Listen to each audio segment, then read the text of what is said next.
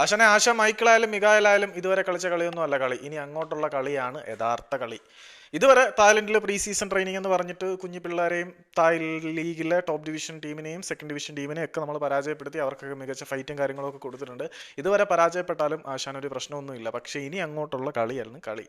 കാരണം ജോഷോ സിറ്റീരിയ പരിക്കേറ്റ് പോകുന്നതിന് മുമ്പൊരു ഇൻ്റർവ്യൂ കൊടുത്തിരുന്നു. അതിനകത്ത് ജോഷോ സിറ്റോരിയ മാത്രമല്ല, ആശാനും സൈൻ ചെയ്യപ്പെട്ട സമയത്ത് പറഞ്ഞിരുന്നു, ഒരു ടൂർണമെൻറ്റിലെയും ഞങ്ങൾ ലാഘവത്തോടെ കാണുന്നില്ല, കപ്പും ഷീൽഡും എല്ലാം അടിക്കണമെന്ന ആഗ്രഹത്തോടു കൂടി തന്നെയാണ് ഓരോ മത്സരങ്ങളും വിജയിക്കുക എന്ന ലക്ഷ്യവുമായിട്ടാണ് ഇന്ത്യയിലേക്ക് വരുന്നത് എന്നൊക്കെയാണ്. ഓരോ മത്സരങ്ങളും വിജയിക്കാനുള്ള ഇൻറ്റൻസിറ്റി ആശാൻ പിള്ളേരുടെ കാലുകളിലും ഹൃദയത്തിലും രക്തത്തിലും നിറച്ചിട്ടുണ്ടോ എന്ന് തെളിയിക്കാനുള്ള സമയം ആഗ്രഹമായിരിക്കുകയാണ്. ഇന്ന് താരതമ്യേന വേണമെങ്കിൽ ദുർബലരെന്ന് പറയാൻ പറ്റുന്ന എതിരാളികൾ തന്നെയാണ്. മുംബൈ സിറ്റി എഫ് സിയുടെ റിസർവ് ടീമിനെയാണ് കേരള ബ്ലാസ്റ്റേഴ്സിന് നേരിടാനുള്ളത്.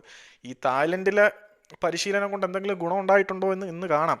ഇപ്പം കേരള ബ്ലാസ്റ്റേഴ്സ് ഇന്നൊരു സ്ട്രോങ് ഇലവനെ തന്നെ ഇറക്കാനാണ് സാധ്യത. എന്താണെന്ന് വെച്ചാൽ പരീക്ഷണ മത്സരമല്ലല്ലോ, ആദ്യത്തെ ഒഫീഷ്യൽ മത്സരമാണല്ലോ.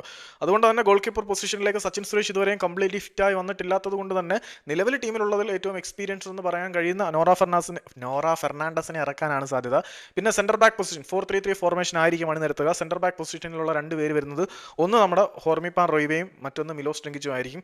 റൈറ്റ് ബാക്ക് പൊസിഷനിലേക്ക് സന്ദീപ് ആയിരിക്കും. ലെഫ്റ്റ് ബാക്ക് പൊസിഷനിൽ ഐബൻ ഡൊഹലിംഗ് അവിടെ എന്തിനും തയ്യാറായി നിൽപ്പുണ്ടെങ്കിൽ പോലും പ്രീ സീസൺ മത്സരങ്ങളിലൊക്കെ വളരെ മികച്ച പ്രകടനം കാഴ്ചവെച്ച ഷെഹീഫിന് അവിടെ റോൾ കൊടുത്തേക്കാനുള്ള സാധ്യതയുണ്ട്. കാരണം ഷെഫീഫ് അവിടെ ഗോൾ അടിച്ചിട്ടുണ്ട്. പക്ഷേ ഷെഹീഫ് അല്ലെങ്കിൽ ആ സ്ഥാനത്ത് ഐബൻ ആയിരിക്കും. ഒരുപക്ഷെ ഷെഹീഫ് സെൻറ്റർ ബാക്കായിട്ടും കളിച്ചിട്ടുള്ളത് കൊണ്ട് തന്നെ ഒരുപക്ഷെ ഹോർമിയെ മാറ്റിയിട്ട് അവിടെ നമ്മുടെ പയ്യൻ ഷെഹീഫ് കയറാനും സാധ്യതയുണ്ട്. പിന്നെ മധ്യനിരയിലേക്ക് നോക്കുകയാണെങ്കിൽ അവിടെ ഒരു ഡൈനാമിക് യൂണിറ്റ് ആയിട്ട് ഫ്രെഡി ലാലങ്മാവിയെയും അസറും ഉണ്ടായിരിക്കും. അവർക്ക് മുന്നിലായിട്ട്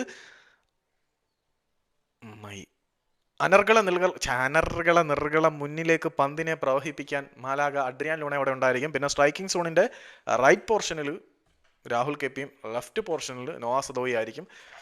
സ്ട്രൈക്കിംഗ് സോണിൽ പെപ്ര ആയിരിക്കും. അപ്പോൾ എന്തൊക്കെയാണ് നടക്കുക എന്ന് കാത്തിരുന്ന് കാണാം. നമ്മളുടെ തള്ളിനൊക്കെ എന്തെങ്കിലും പ്രയോജനം ഉണ്ടോ എന്ന് അറിയാടേ.